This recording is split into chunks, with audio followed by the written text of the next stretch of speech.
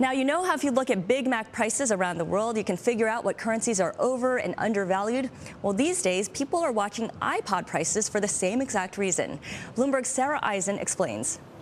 Hi, Scarlett. Well, here's the idea. An 8-gig Nano should cost the same everywhere in the world, but it doesn't. So comparing the different price tags around the world helps you determine which currencies are overvalued and which ones are undervalued. And the latest iPod index shows just how cheap the U.S. dollar has become. Now, Commonwealth Bank of Australia found the U.S. is now the cheapest place in the world to buy a Nano for the first time since it began looking at iPod prices a few years ago. And that's at $149 here in the U.S., cheaper than China, cheaper than Malaysia. It's also cheaper than Europe. In France, a Nano costs $70 more than here in the U.S.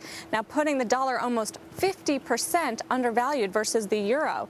The world's most expensive Nano, that would be in Argentina, where it will cost you $336, more than double the price in the U.S. Now, it's a very playful guide to exchange rates, but currency strategists tell me they actually use indicators like the iPod index to determine the long-term direction for a currency, Scarlett. Well, that would explain why the Fifth Avenue Apple Store is always so crowded. Now, the dollar has been weak since March. What are people saying in terms of when it'll become a buy?